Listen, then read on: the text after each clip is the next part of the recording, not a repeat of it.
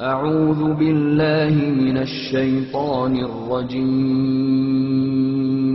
بسم الله الرحمن الرحيم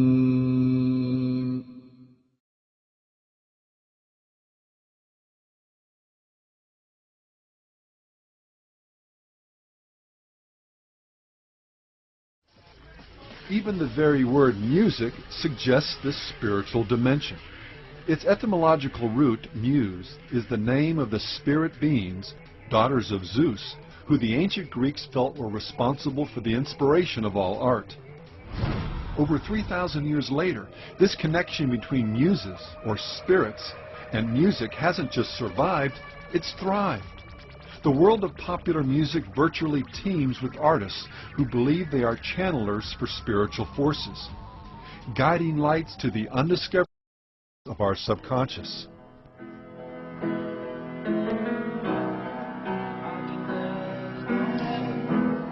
Often these spirits are credited with helping inspire or even compose a particular song. John Lennon, for example, has stated, "When the real music comes to me, it has nothing to do with me, because I'm just a channel. It's given to me, and I transcribe it like a channel."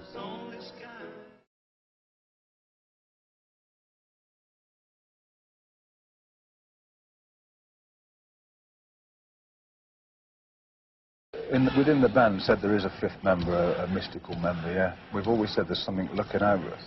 And the only way that I can describe that, probably in its best, the best way for me is that when we were playing our first songs together, and especially our first the first 3 albums, for instance, we would literally show up in a room, and it was almost as if the songs were already written. That's why I like to call Black Sabbath a phenomenon, rather than a band. Although it is a rock and roll band, there's a phenomena involved there where that stuff just comes from somewhere, and it just so happened that we happen to be the ones that it came to.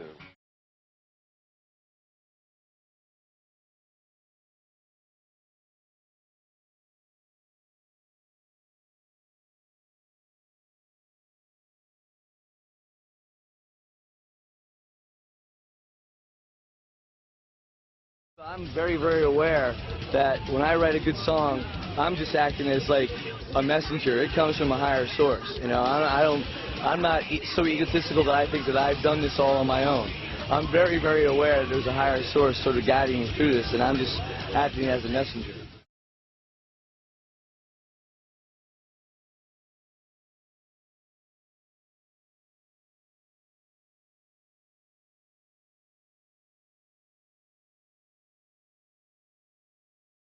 A lot of the songs were written in about 15 minutes to 45 minutes, just really quickly.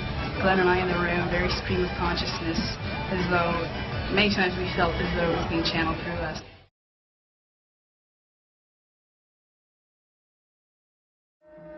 Later in life, Elvis would acknowledge that the strange powers that he'd wielded over his audiences were occultic powers that he'd received from the spirit world.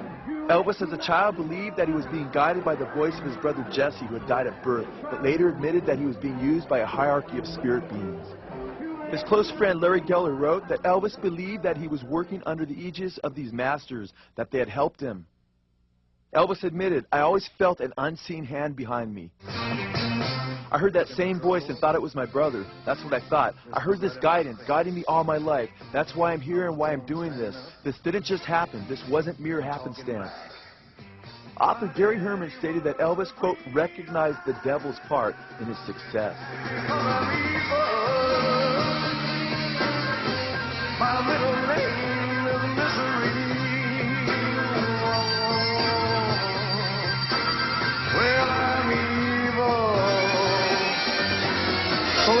You mess around.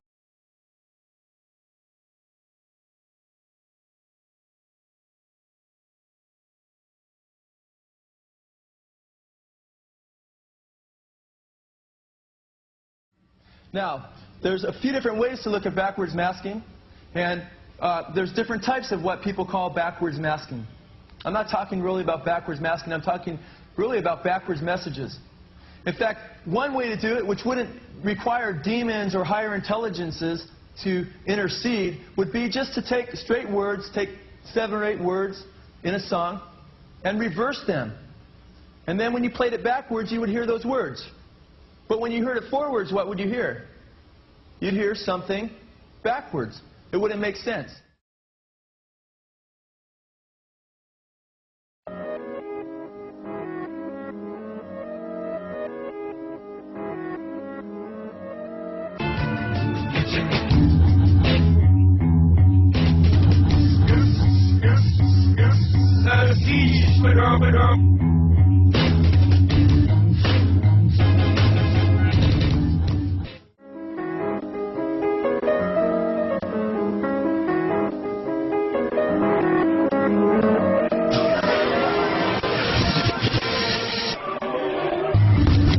Murder, Jesus.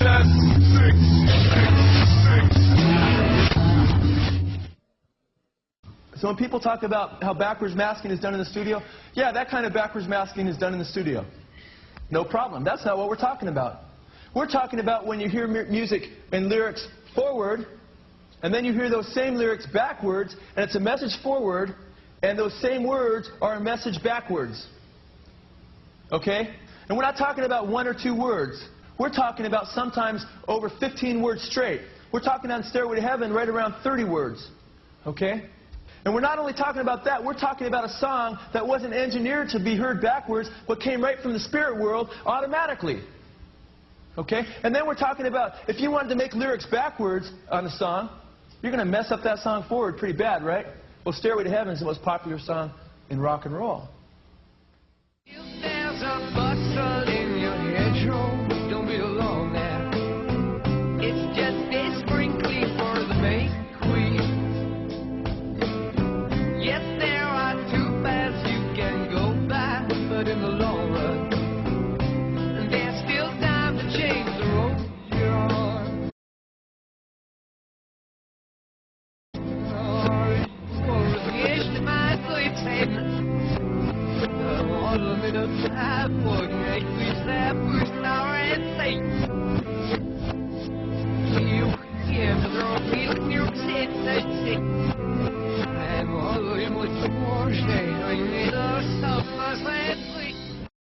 Led Zeppelin's Robert Plant felt that their most popular song, Stairway to Heaven, was given in much the same way. I was holding a paper and pencil. Then all of a sudden my hand was writing out words. There's a lady who's sure all that glitters is gold, and she's buying a stairway to heaven. And she's buying a stairway to heaven. I just sat there and looked at the words, and then I almost leapt out of my seat. And it makes me wonder.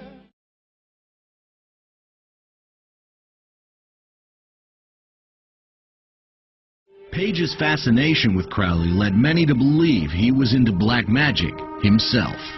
I think he was absolutely fascinated with the man and the knowledge of the will.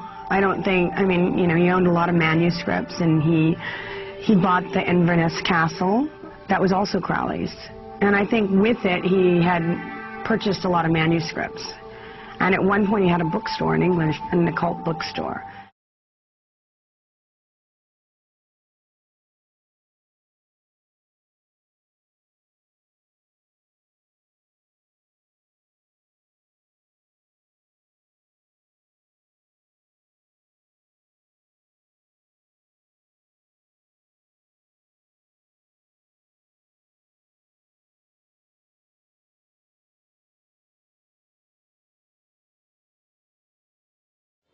In an interview with Rolling Stone, Santana was more specific concerning the identity of this supernatural entity, identifying him as Metatron, the architect of physical life.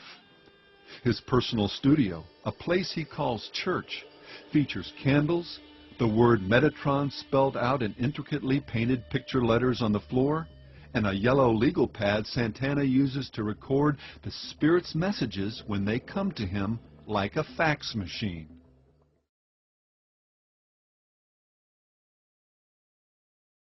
First of all, I'd like to thank Satan. I'd like to thank Satan. Thanks, Satan. Satan.